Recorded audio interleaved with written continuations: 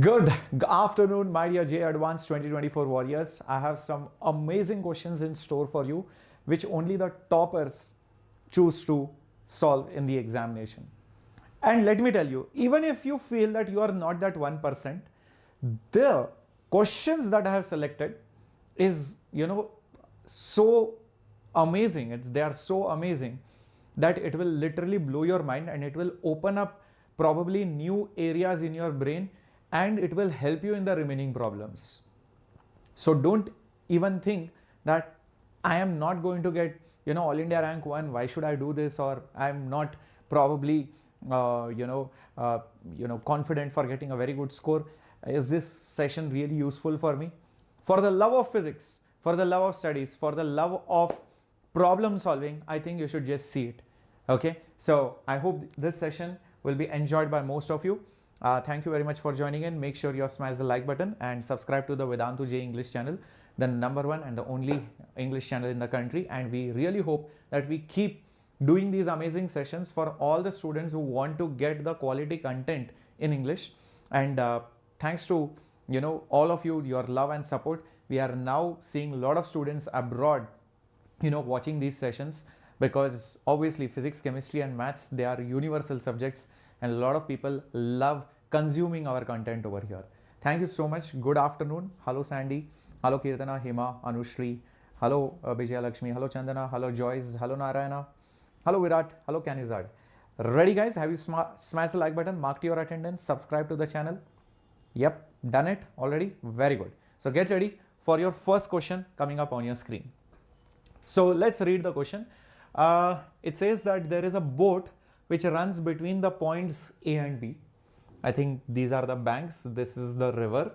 Okay. The boat is constantly going along the line AB. So the steering of the boat is somewhere else. The boat ends up going over here. In fact, you can see, I think it's mentioned points and A and B are 1200 meters away. The river flow is 2 meters per second and the line AB makes alpha angle which is 30 degrees, whereas the boat makes an angle beta with the direction in which it has to travel.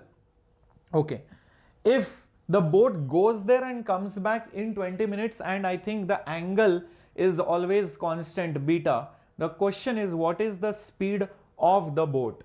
What is the speed of the boat? That is the question. Thank you Ramakrishnan, thank you so much. Hello Yuvashriti, hello Sai, welcome. Now first thing I hope you realize is that along this line AB is the net velocity, along basically AB, but the boat will try to steer itself somewhere over here.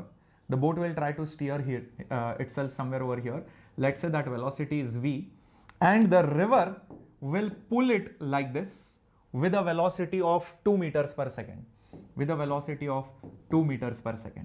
This is how the diagram is exactly. And remember, this angle is given to be your beta. This is while going that side.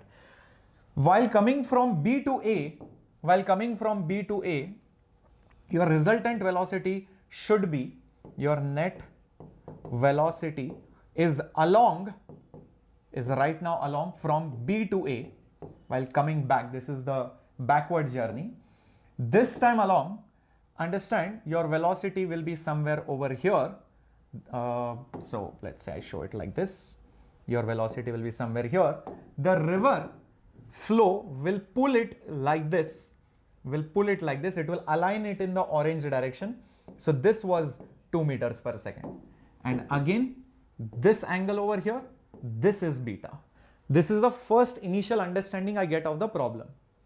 Till this point, I think everybody is clear. This is while going from A to B. This is while coming back from B to A. Okay.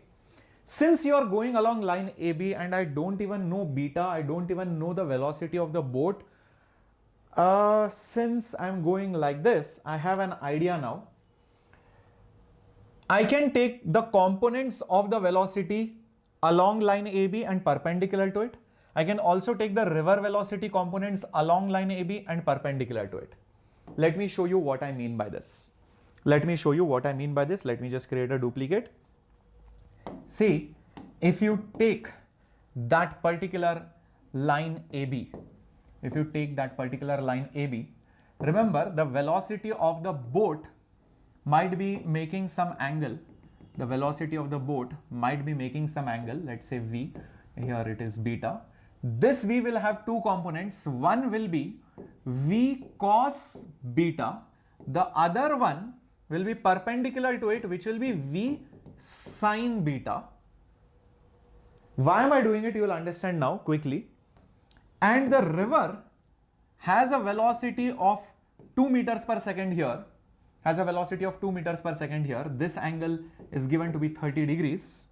If I'm not wrong, yes, it is given to be 30 degrees. So this velocity will also have a component like this, which is 2 cos 30, and the other component will be 2 sine of 30.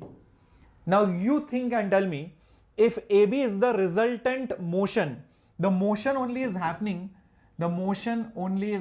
along line AB. What can you tell me about the components of the velocities? If the entire motion is happening along AB, so this V cos beta, 2 cos 30, they are helping in that direction of the motion. Whereas V sin beta and 2 sin 30, what might they be doing? What might they be doing? Think about it. They are perpendicular to the motion. In fact, they must be cancelling out each other. So since the motion is basically along the line AB, therefore the velocities perpendicular to the motion cancel out each other. See if you guys understand this. Just one second.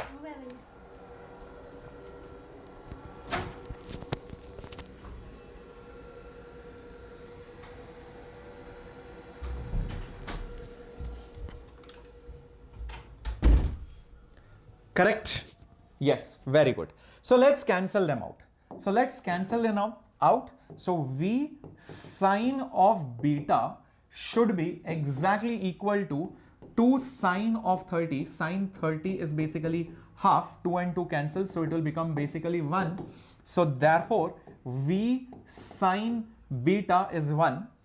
And maybe I might need this later on. Who knows? I might just need it later on.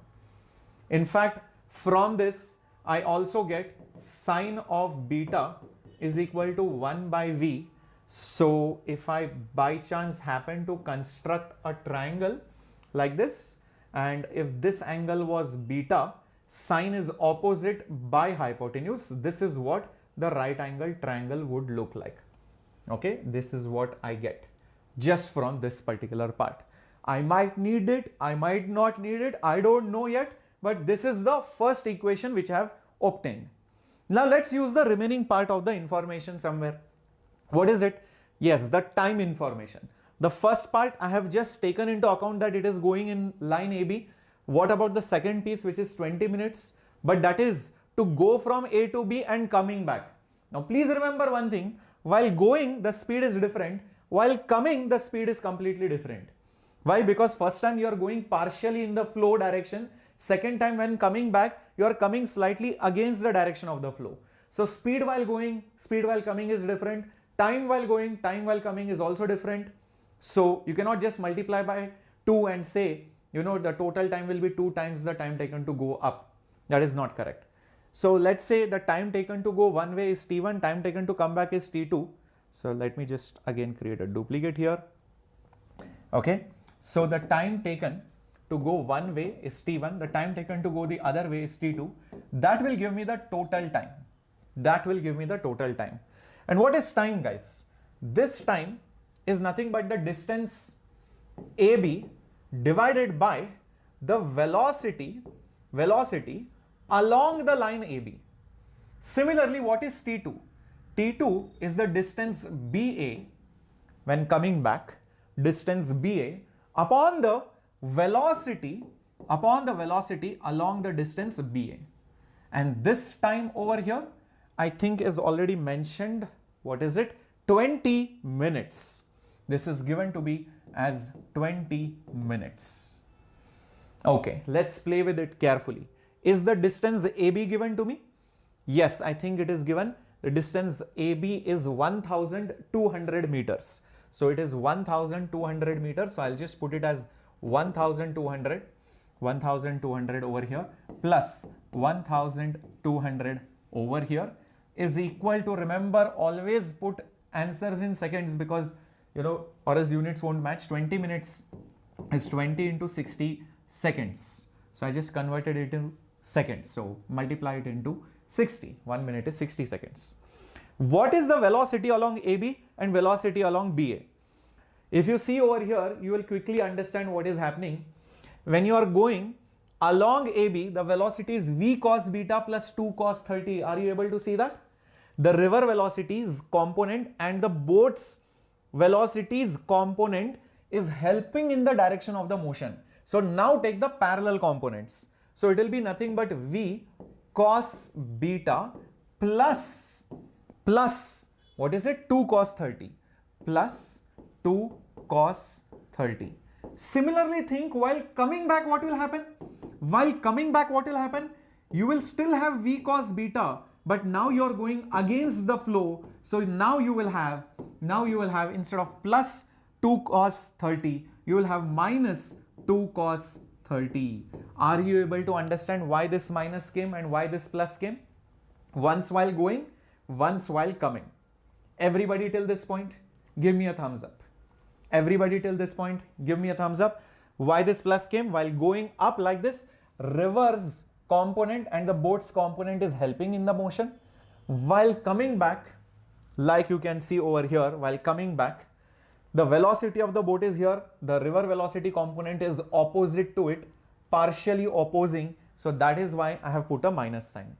Now the best part, guys, 6 2s are 12. So this is basically 1200 only. So this will cancel with this also. So what am I left with? Let's have a look. What am I left with? Therefore, I will have 1 divided by v cos beta. Cos 30 is root 3 by 2. 2 cancels. So plus root 3 plus 1 divided by v cos beta. Again, 2 cancels, only root 3 remains, is equal to 1. Interesting, but I do not know the value of cos beta. We'll see what to do later on, but first let's take LCM. So here I will have, when I take LCM, I'll have v cos beta minus root 3 plus v cos beta plus root 3, and this into this, a plus b, a minus b. It will be a square minus b square. So v square cos square beta minus root 3 whole square is equal to 1. Naturally, root 3 cancels. Root 3 cancels. Let's see what is the next step that we get. I'll get 2 times of v cos beta. 2 times of v cos beta is equal to 2 times of v cos beta. Root 3 cancels. These people, I'll bring it on the top. It will be v square cos square beta minus 3. Okay, this is the equation that we get. Now the problem is I don't know beta, nor do I know beta. So I think we can use this part somewhere, because if I know sine beta, I can find cos beta. If this is hypotenuse, this is 1. We obtained it from here. Remember, cancelling out the components. If this is v, which is the hypotenuse, the base will be hypotenuse square minus the side square, which is root of v square minus 1. This implies cos of beta is adjacent, which is root of v square minus 1 upon hypotenuse, which is v. So I got the value of cos. I will put it over here. So it will be nothing but, therefore, 2 times v cos beta from here, root v square minus 1 by v, root v square minus 1 by v is equal to v square. Cos square will be, that root will go off. So v square minus 1 by v square, that is cos beta, minus 3. v square cancels. So I am left with 2 times root of v square minus 1 is equal to v square minus 1 minus 3. Just check this out. Just check this out. Okay, I will go to the next slide. I hope I have kept another slide. Yes, I'll just go to the next slide and just copy it down. 2 times root of v square minus 1 is equal to v square minus 1 minus 3. This is what I got. This is what I got. Now you might be thinking, how do I solve this equation? Because obviously it's an equation in only one unknown. Okay, but it is not a straightforward linear or any standard looking form. So I got an idea, because I can see v square minus 1 2 times. I will not subtract and say minus 4. Minus 1 minus 3 is minus 4. But I'm not going to do that. You're not going to do that. Instead, what I will do is, I'll play with this a little bit. Let's rearrange it. Let's rearrange it. Bring this on this side. So it will be v square minus 1 is equal to, v square minus 1 minus 2 root v square minus 1 minus 3 is equal to 0. You might be wondering why I'm doing this. Because what if I write it as root v square minus 1 square minus 2 root v square minus 1 minus 3 is equal to 0. Now does it look to you like a quadratic equation in root of v square minus 1, where you can treat this variable as x, the one in orange which I am putting as x square minus 2x minus 3 is equal to 0. Exactly. So what will you have? Two roots. The product should be minus 3. The sum is minus 2. So minus 3 plus 1. So this root minus 3, this root minus 3, and this root plus 1. That is what it will be. So root minus 3 into root plus 1 is equal to 0. Is this right, everyone? What is there under the root? Under the root, you will have v square minus 1, v square minus 1.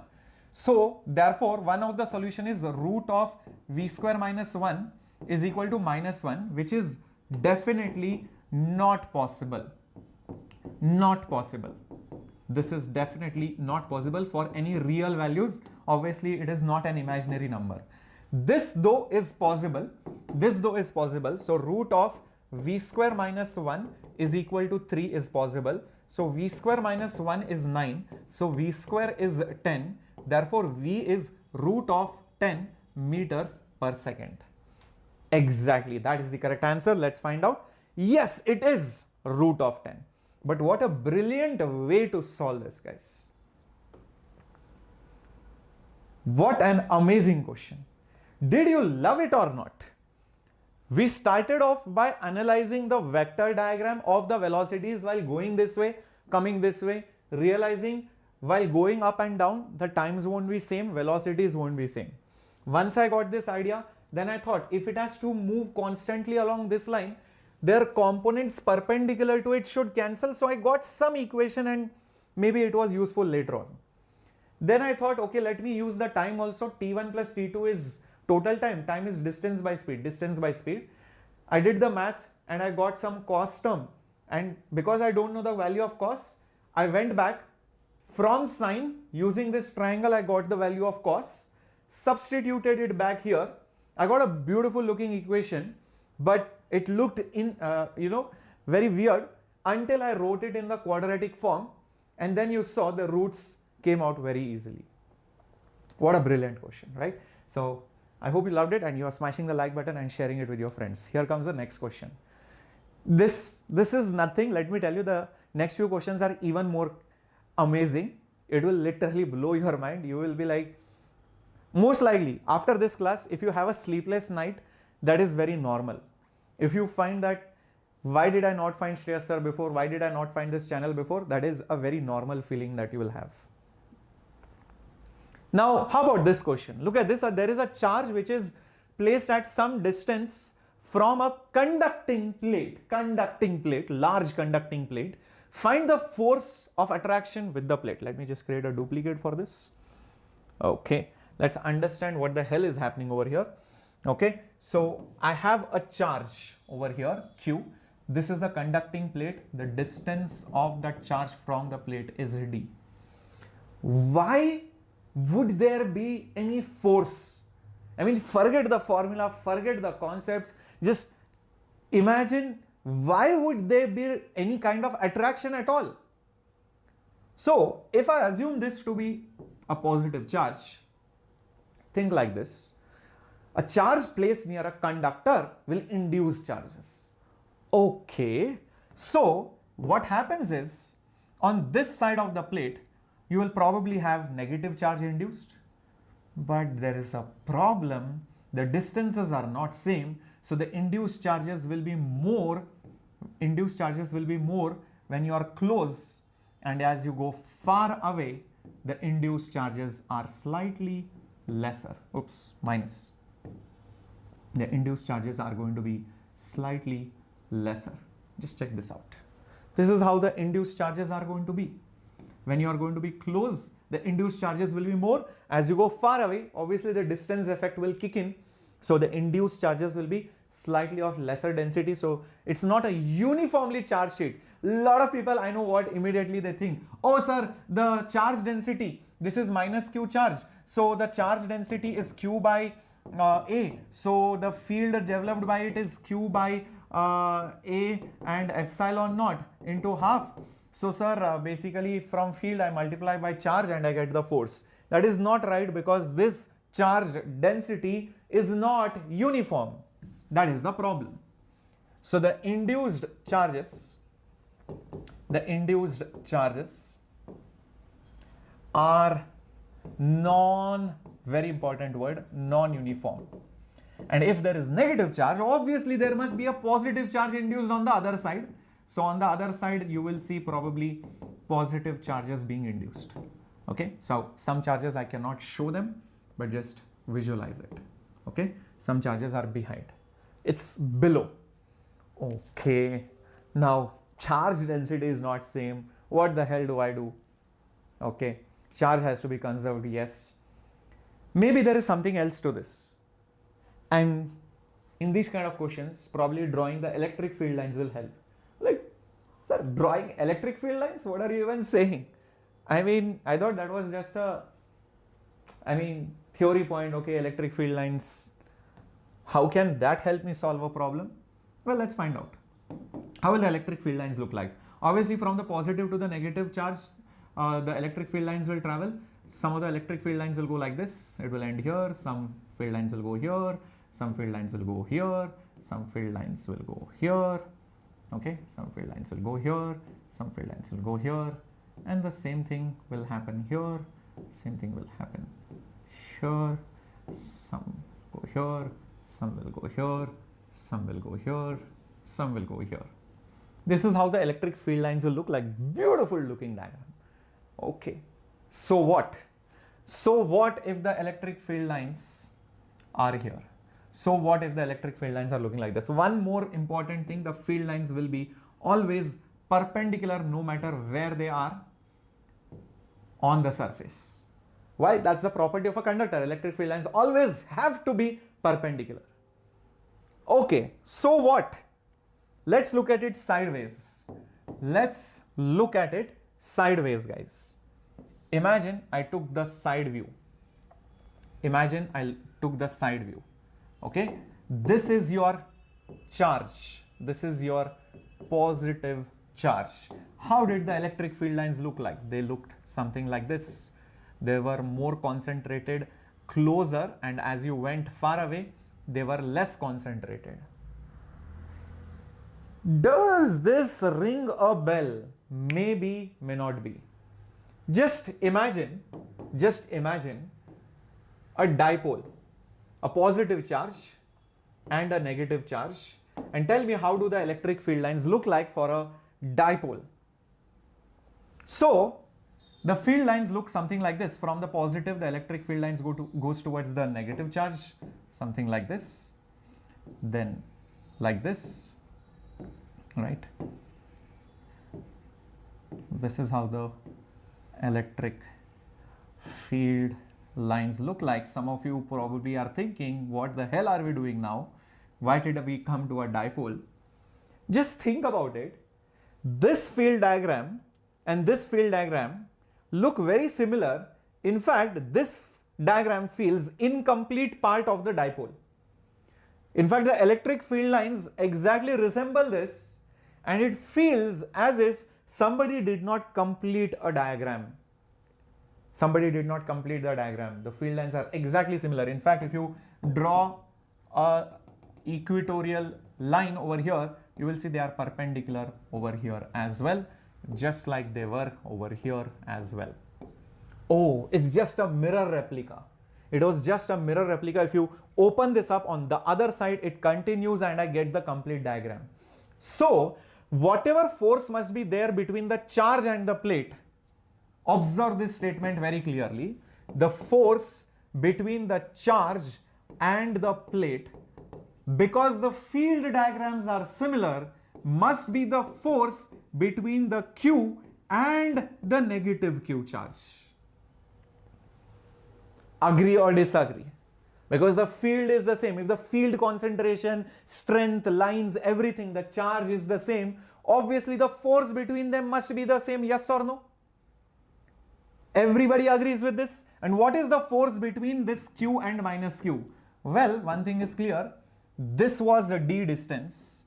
This particular distance was D. So naturally, this whole distance would be 2D. Hence, the force between them will be K, Q, Q divided by the distance whole square. So it is K, Q square, 2 square is 4, D square. That's it. That's the answer. K, Q square by 4D square. Nothing doing. What a simple and elegant solution.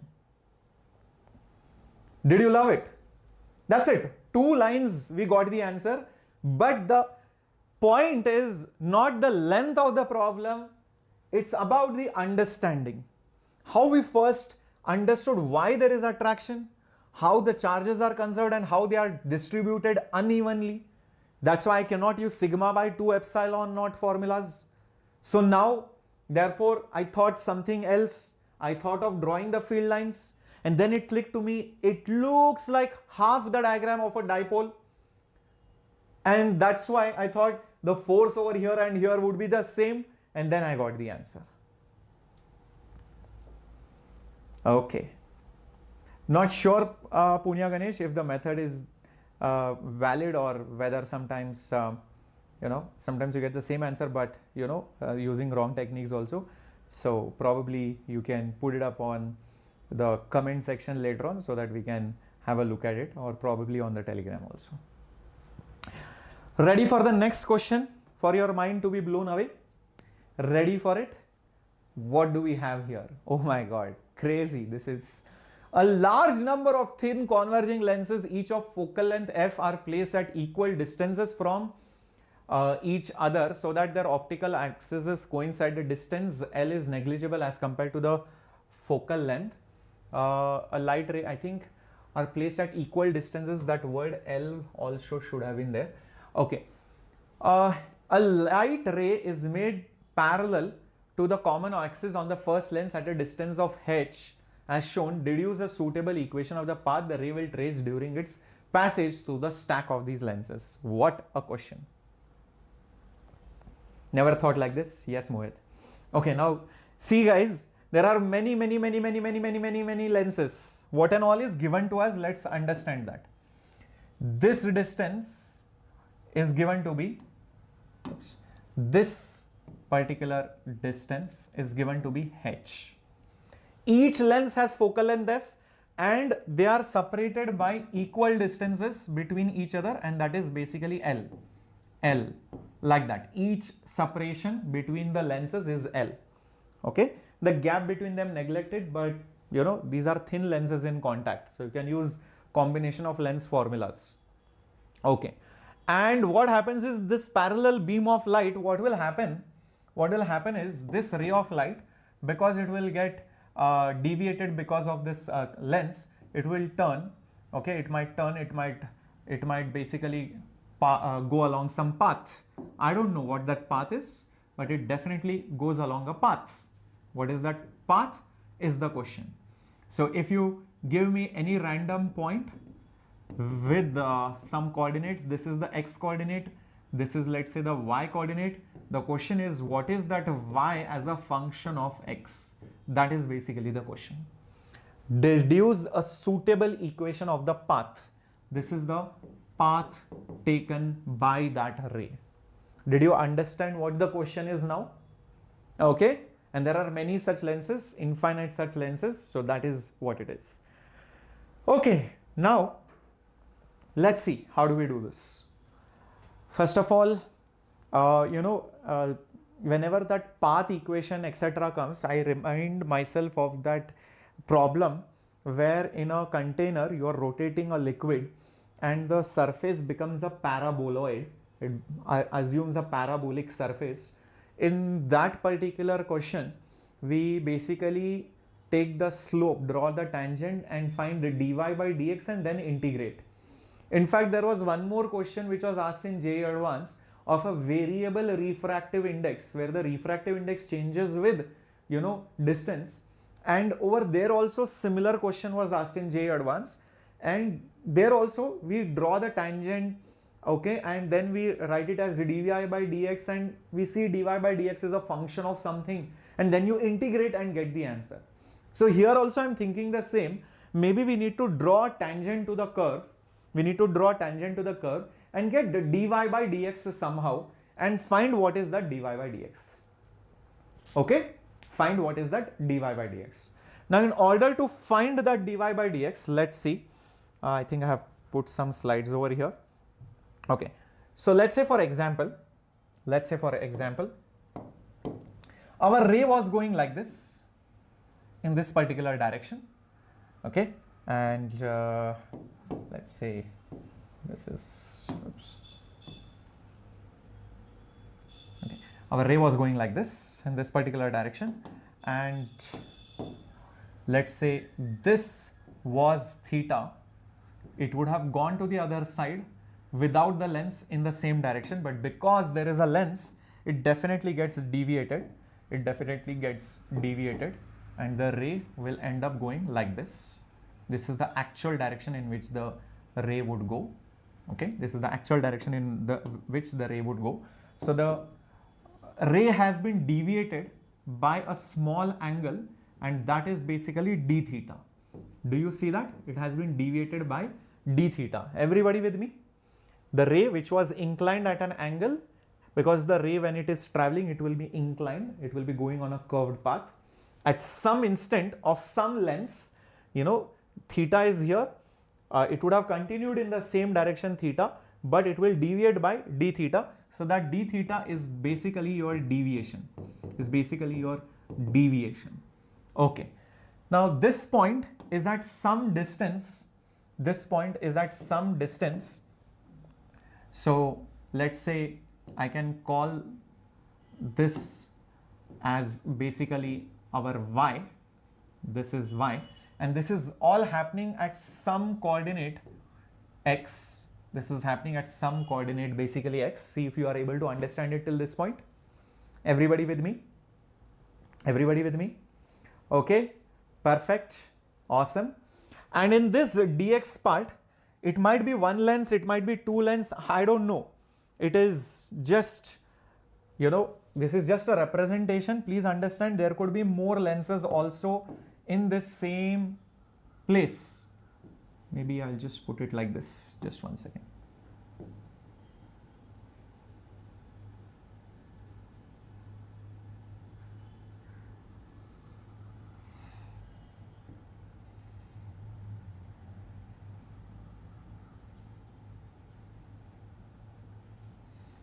Okay, this could be multiple lenses over there. So I hope you understand why I have drawn this. Okay, I'm just considering a small portion of that lenses, and in that small portion dx length, there are some number of lenses which I do not know. So this portion that I have considered, I am calling it as dx. The portion that I have considered is being called as dx. Till this point, everything is clear? In a portion dx, some number of lenses are there. It could be whole numbers, fractional numbers, that doesn't matter. Some n number, n could be an integer, fraction, doesn't matter. in that dx length, the ray got deviated by some d theta, and the ray entered at a height y is also variable, and this was happening at a distance x from our origin. Okay, so from our origin, it was happening at a distance of x. Perfect till this point. So if I write down dy by dx, oh, I don't know what dy by dx is over here, so no point doing anything. So till this point, I just drew the diagram, nothing more I can do. I'm just leaving it as it is. Okay, so now let's think, is there something else which we can do? Can I write theta in terms of something? I think we can. Let me just go back over here. Okay, let me just create a duplicate. See guys, if there is a ray,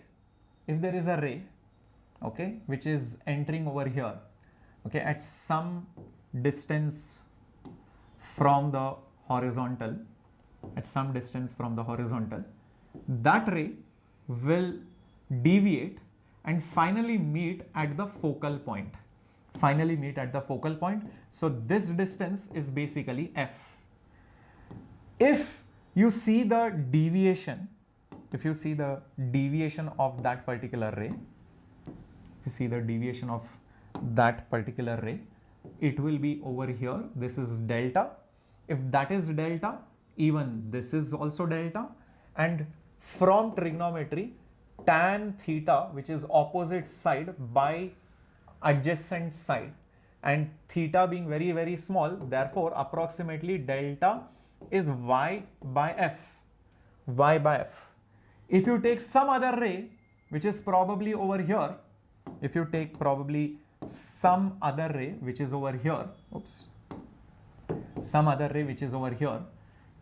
deviate by a different amount.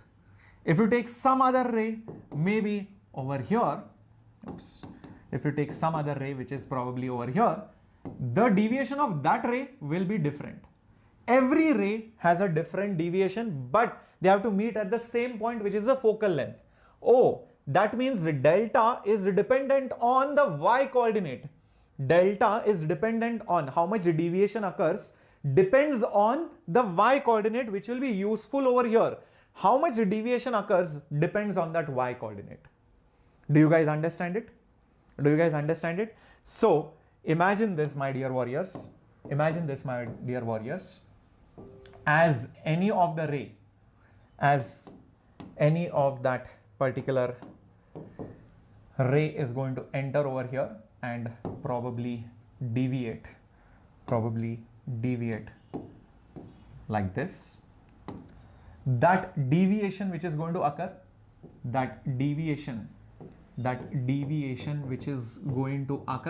will depend on where it is striking with respect to the principal axis. So that deviation will be y by f. And the deviation we just wrote it down sometime back as the d theta. So d theta is basically y divided by f. D theta is y divided by f. Till this point, is it clear? Give me a thumbs up. Is this clear, my dear warriors? Give me a thumbs up. Okay, so we just saw that all the rays should combine at the focal length, and by trigonometry, opposite side by adjacent was tan deviation. So tan theta is theta for small angles. That's why delta is y by f. So the deviation depends on where the ray is striking. So depending on where the ray is, you will see the d theta value will be y divided by f. Okay.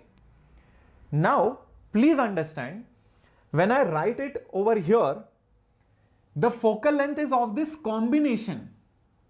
The focal length is of the combination of the lengths. So when I write d theta over here is basically y divided by f. It is not just one focal length. There are multiple lenses here. So it is f effective. Oops. So it is f effective, because there are multiple lenses over here in this dx length. How do I find out? How do I find out what is that f effective? That's not a problem at all. I'll tell you why. Imagine, okay, just imagine.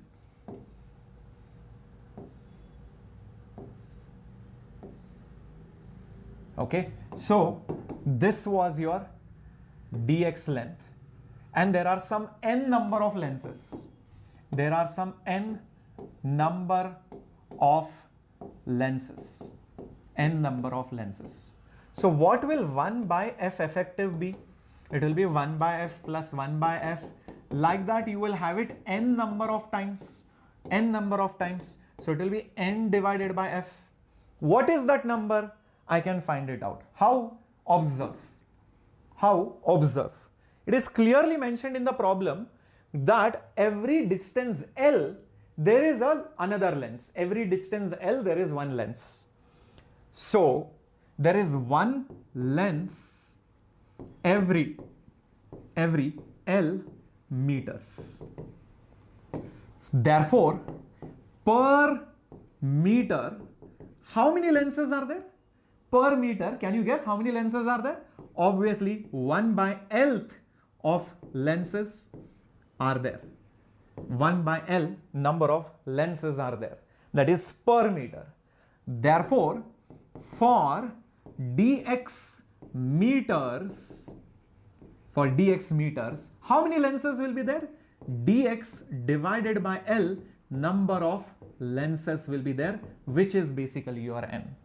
Therefore, instead of n, what do I put? What do I put? Dx divided by L multiplied by f is basically 1 by f effective. Is this clear? Dx by LF, how did we get it? What a brilliant concept, right? What a brilliant concept, right? Everyone? Clear till this point? Awesome, awesome, awesome. I hope this is very, very clear.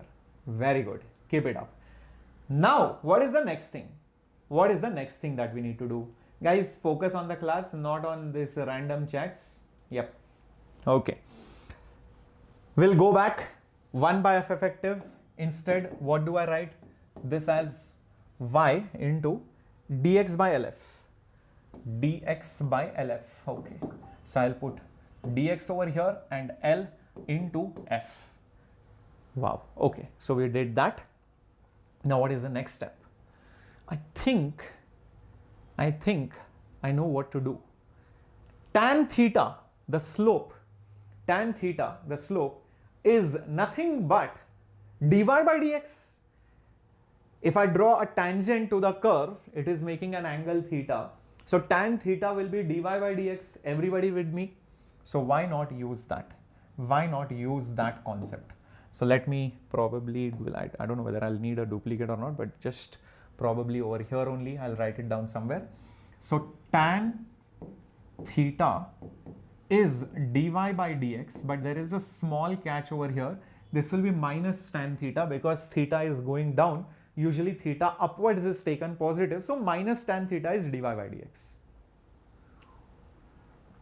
Very nice. Now, what else can we do once I get tan theta is dy by dx? Is there something that we can do? Yeah, tan theta. Theta itself is small, right? Theta itself is small. So approximately minus theta is dy by dx because theta is very small. It's not going to be huge.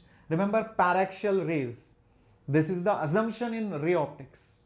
Paraxial rays, so rays will make very teeny mini angles. So if minus theta is dy by dx and I need d theta, so differentiate this. So minus d theta by dx will be d square y by dx square. Amazing. From this, I will substitute d theta as minus d square y by dx square multiplied by, take the dx on the other side. So it will be dx, this minus has come deliberately from here, is equal to y into dx divided by LF. Interesting story is dx and dx just got cancelled. Okay, so what? Take these people on the other side. So therefore, I will have d square, oops, I will have d square y by dx square plus 1 by LF into y is 0. This is a breathtaking moment. How many of you feel your breath just stopped looking at this equation? How many of you have your hair on your body standing right now? How many of you are getting those goosebumps right now looking at this equation? Does this remind you of something? Does this remind you of something?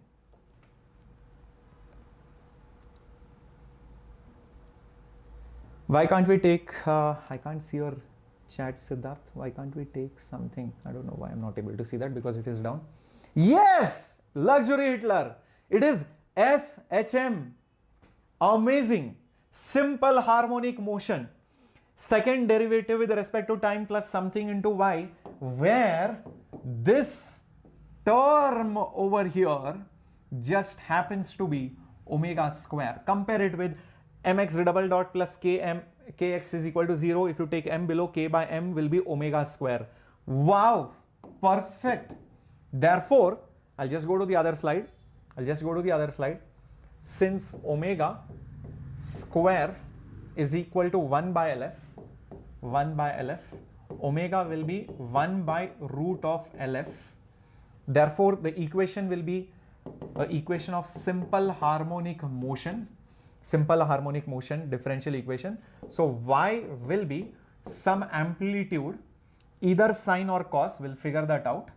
Either it will be sine or it will be cos. We'll figure that out, into omega t. Wow, what a brilliant equation.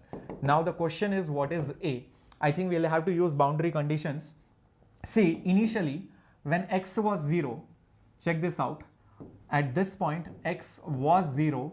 This distance, I think, took it as h. It was given in the question. So coming back over here, this is basically h. Perfect. So therefore, that a value will be directly h. Now whether to take sine or cos, if it is a wavy equation, check this out. If it goes like this, it is like a cos term. It is like a cos term because it is starting only from a higher value. It is not starting from the principal axis. So obviously sine gets eliminated, cos term should be chosen.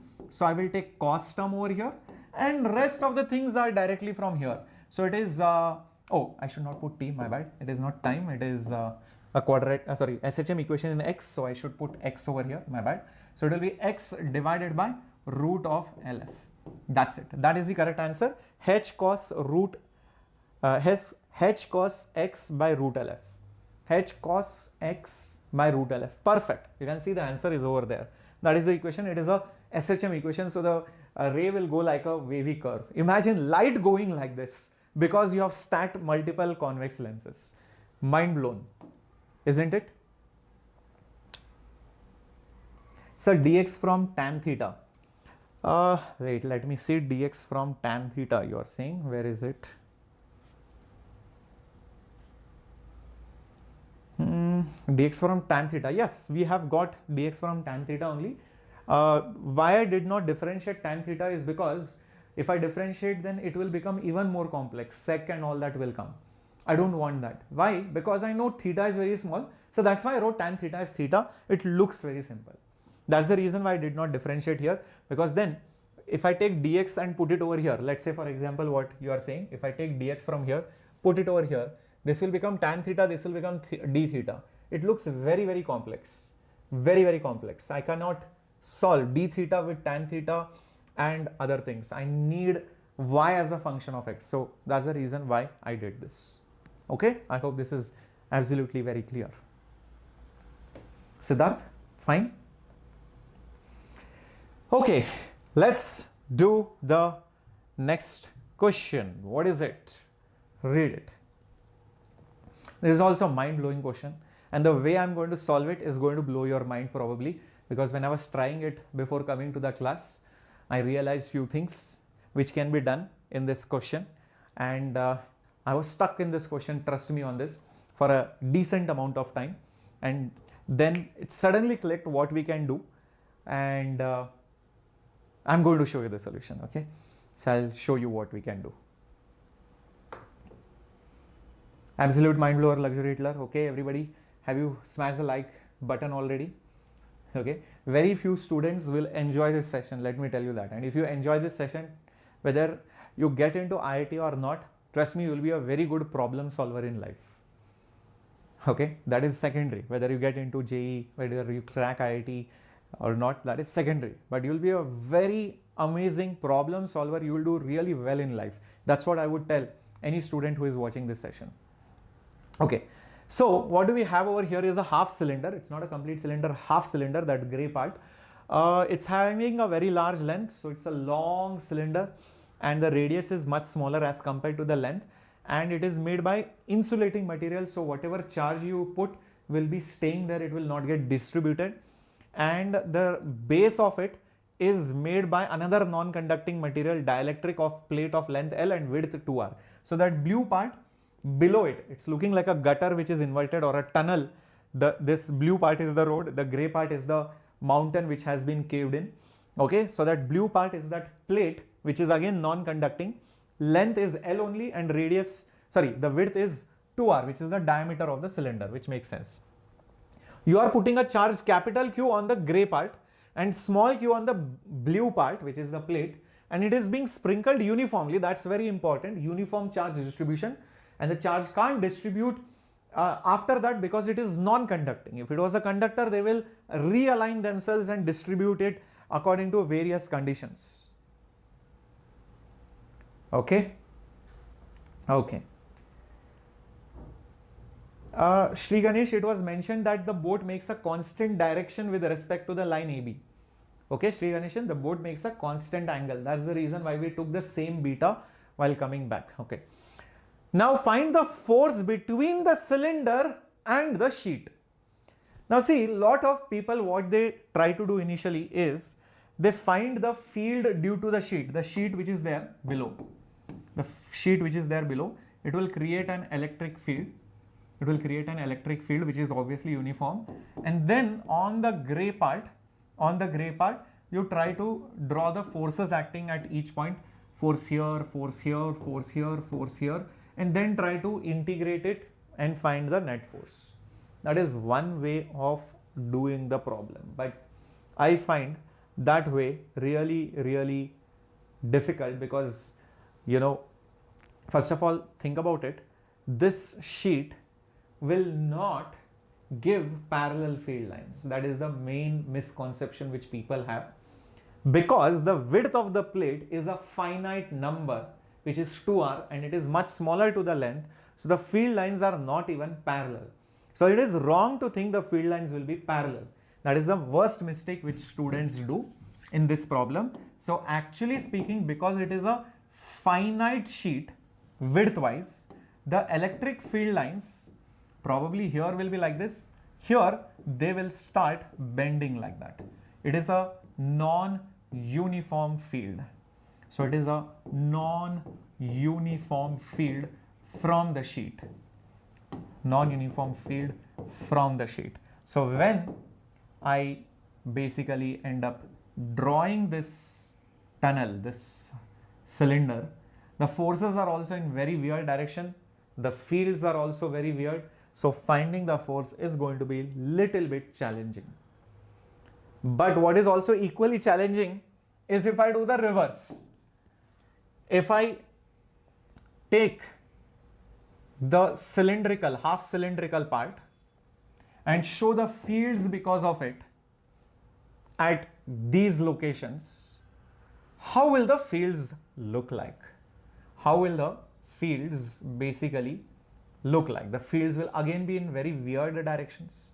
The fields will be again in weird directions, maybe like this, maybe like this, maybe like this, maybe like this, maybe like this.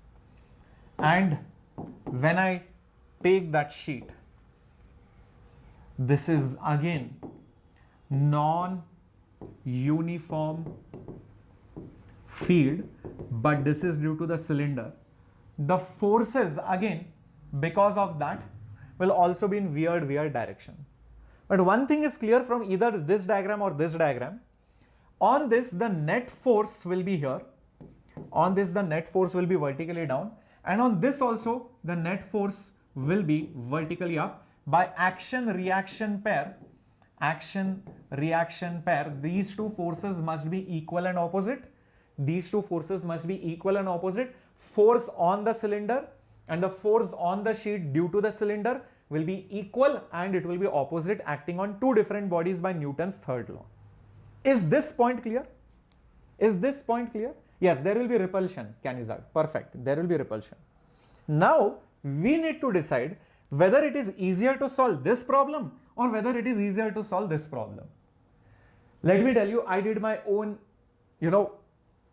homework, and I tried and tested both ways, and I found this to be possible. This seems to be very difficult. Number one reason for that is because of the edge effects. Because of the edge effects, it's very difficult, near to impossible to solve this part of the problem. So I switched over to this part, okay, and I tried to solve it and see what happens. Okay, so I've tried to solve this part and I find that part very easy, straightforward. So I hope I have kept some duplicate slides. Yes, okay. Now what I will do is, I'm considering the semicircle cylinder, and due to that I will find the field, and then the field will be multiplied by the charge to get the force on the plate. That is my logic. So to find the field due to the entire semicircular cylinder, which is again going to be non-uniform, I divide that cylinder into small strips. Small strips. Check this out. I'll just show it to you what I mean. I will divide it into small strips like this. Consider one such strip like this. This is a strip. Oops. This is basically a strip of charge. Strip of charge. And the charge on it is basically dq. So in the cross-sectional diagram, that dq would be over here. That dq would be over here. It's a line charge. That strip of charge is like a line charge. Like a line charge. Like a line charge. That strip of charge, which is basically dq. That line charge will give electric field in all the possible directions. It will give electric field in all the possible directions. So let me just show that to you over here. So here, then here it will be even stronger as you come close. Then as you go far away, the field will become weak.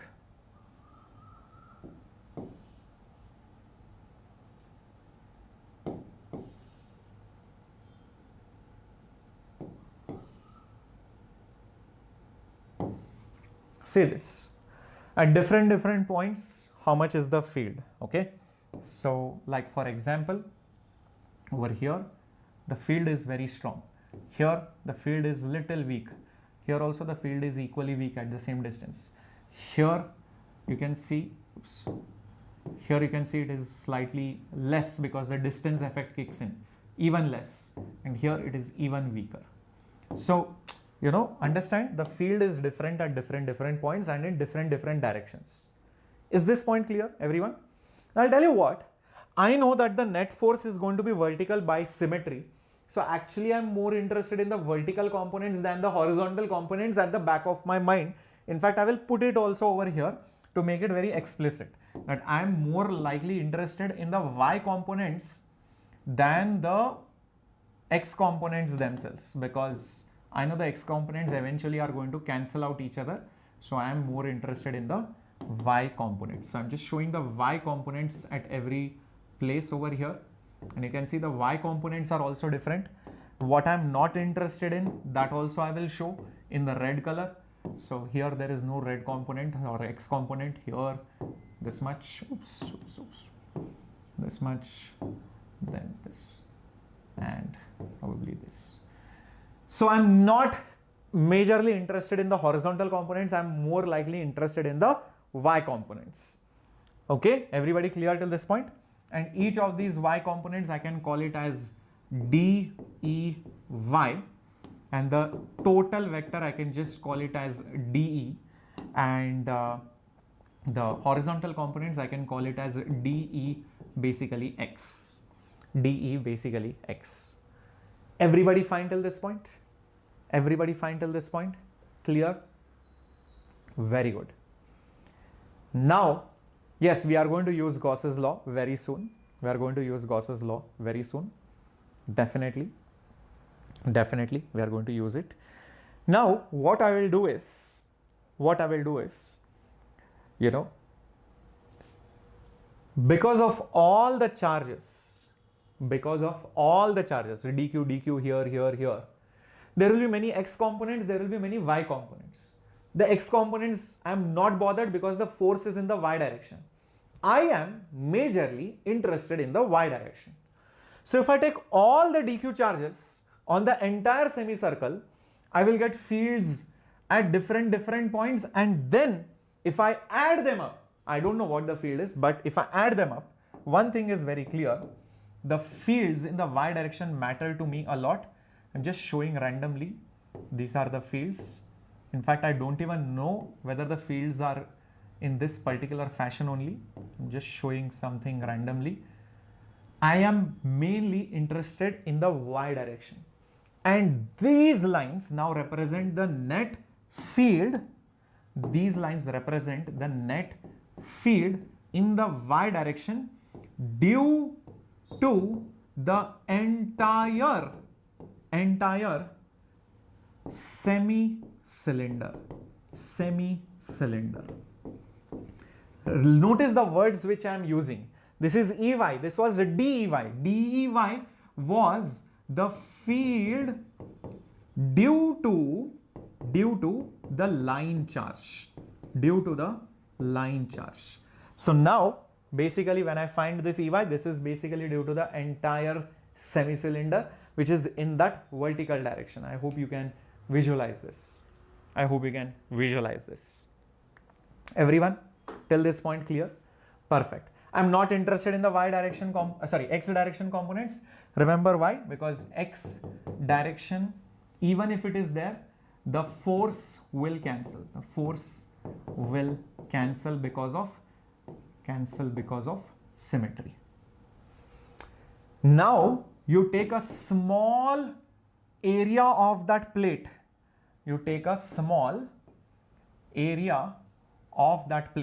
Hold on.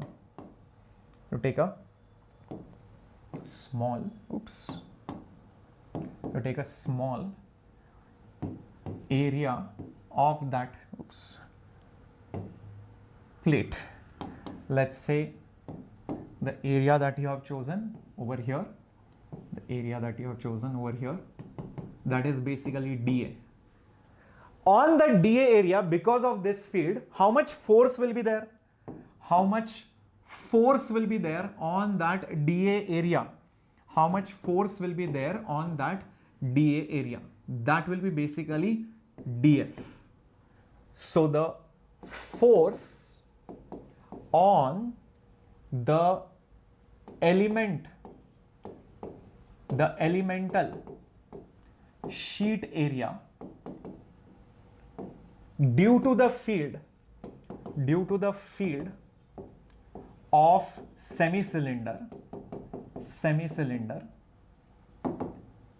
how much will it be? It will be dF, and this dF will be equal to this EY, this particular EY, into the area itself, which is basically dA. Now this dA, which is that small area, I can write it as sigma, oh sorry, why did I write dA? Sorry, it should be dq, my bad, dq. The dq charge is in this particular area. That is the dq charge. I think that charge was small q. Charge q on the plate, yes, small q on the plate. So it will be E into dq, and this dq will be sigma into dA. Just check this out if this is clear. This will be sigma into dA. Everybody fine till this point? Everybody fine till this point? Just check this out. Force is field into the charge. The charge over here is dq. So that dq will be charge density into the area. Okay. Now what is that charge density? That also we can figure it out. It is not that difficult because that small q charge was distributed on the entire sheet. The width of the sheet was 2r. The length of the sheet was L. So the total charge was distributed on an area of 2r into L. So that into dA.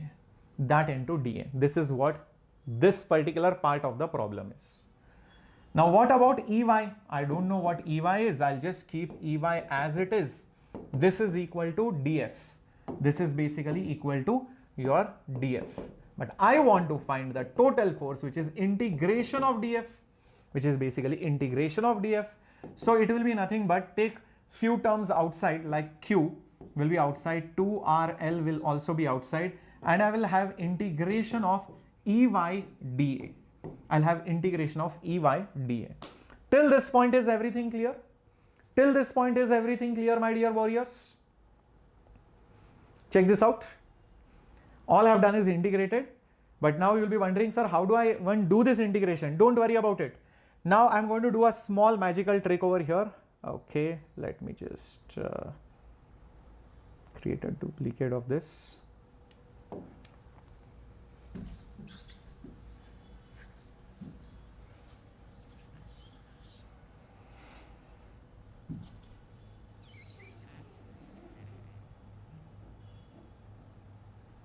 I need as much space as possible. Oops. Oops. Okay, I have no other option but to write it here. Now this particular equation, let me write it in vector form. I'll tell you why. Because I can't integrate this easily unless this field is a net field in Gauss law. So I'm going to write it in vector form. So it will be basically Q divided by 2RL integral EY vector dot dA vector. I just written down this entire thing in vector form, nothing more. Now the moment I see integration, I think of flux. What is integration of field with area? It is flux. So you might think, sir, is it charged by epsilon naught? It is not so easy. It is not so easily said as flux unless this field is the total field. So what I do is I write it as 2RL, and instead of writing EY, I will write it as E vector minus EX vector. It's fine, right? Vector wise, X component plus Y component is the total vector. So the Y component will be the total vector minus the X component. There is nothing wrong in it. Perfect. So dot dA vector. Now observe carefully what is happening to dA vector. dA vector, if you notice carefully, the dA vector is in the Y direction, is basically in the Y direction. So when I take the dot product with the X component, remember the X components are over here. The EX component will be over here. The dot product will be a big fat 0. That's the advantage of writing it in the vector form. So what I will get is Q by 2RL integral E vector dot dA vector, and the reason for that is because since EX vector dot dA vector will be a big fat 0 because they are perpendicular to each other. They are perpendicular. EX is here, area vector is here. Is that clear? What an amazing thing, right? Now this looks like flux to me, but there is still one problem. You know what is the problem? There is no cyclic integral here. So this is not the total flux. This is not the total flux. It's only the flux passing through this particular area.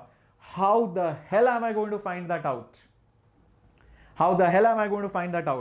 So for that, the logic is every time you took a line charge, how much flux was going through this? If I know it, then due to the entire dq charges on that semicircle, I would know how much flux would have actually flown. I'll repeat. This is not the total flux of a closed surface. This is a open surface because this is just a pure integration. When you integrate this, you are integrating only for this area, not the total surface closed area. So now the problem that we have at hand is, how do I find this out? So what I do is I go back a little bit in time. This dq charge will give some flux in this particular area, that blue area, that flat area. So each dq charge will contribute in some flux.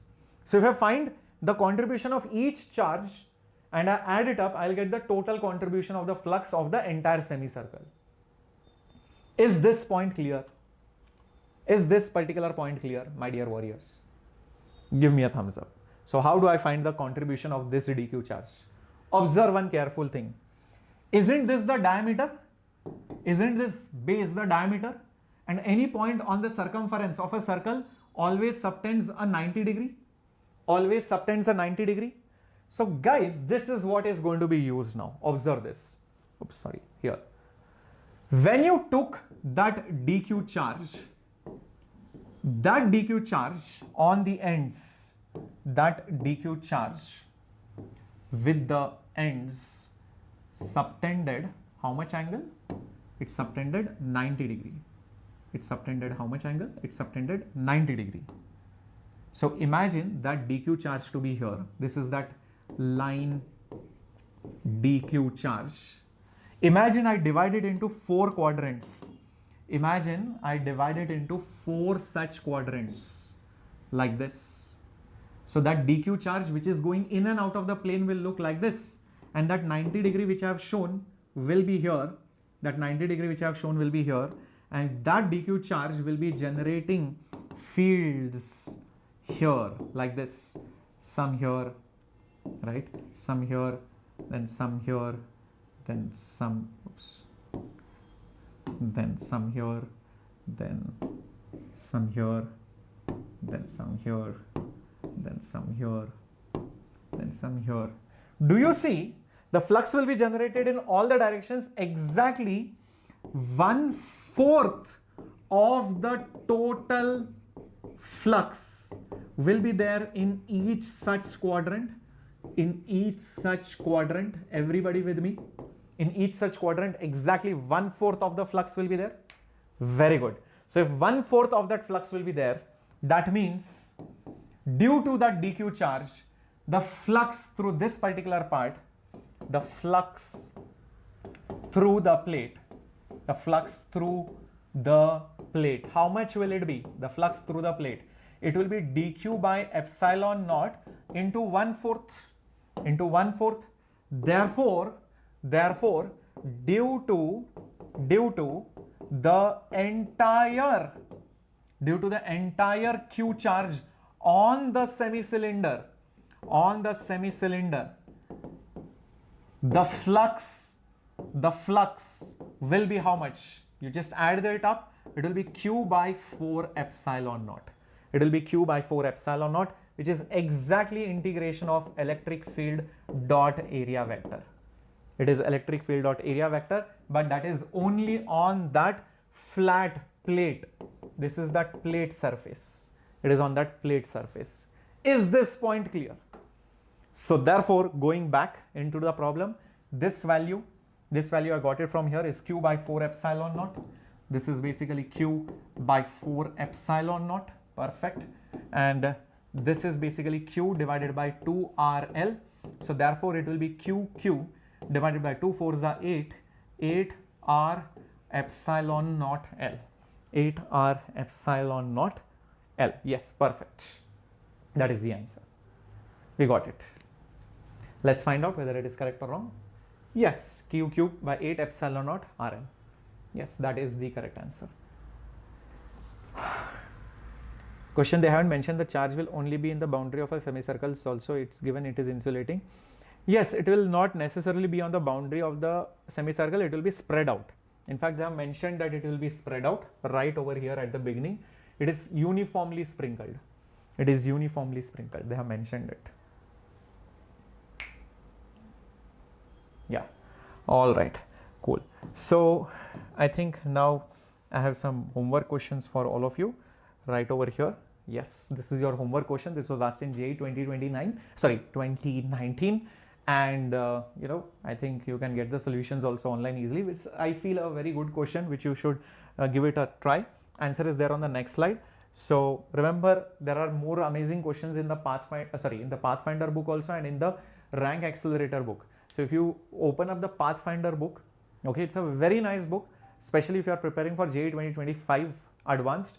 Use that book. Apart from that, the JEE Advanced Rank Accelerator books, these books have very good questions, right from easy advanced to medium advanced to very difficult advanced, and most of the problems are unseen problems or twisted problems, or you will see inspired from previous years and changing the data and then giving it to you in a very different way. It's not just changing the values, but very different approach of looking at the problems. So I feel you should practice a lot of questions if you are preparing especially for JEE 2025 or planning to take a drop. So these books are available on Amazon at a very good rate, 1,499 rupees. You can get it delivered, all the 3 books together. That's the price. Okay. So make use of these books, and even Pathfinder is also a very good book. Yes. Okay. So have a great time. I hope you guys enjoyed this session, enjoyed this class, and learnt a lot. And all the best. Tomorrow we're going to have a mock test, and then we are going to have a confidence booster session on Saturday morning. Okay. So do let me know in the comments how you enjoyed this session. Did you love this session or not? And do you want me to conduct more such sessions, in the months to come ahead as well? Okay. Bye bye. Take care. This was Captain Shreyas signing off. Hasta la vista. Do not forget to like.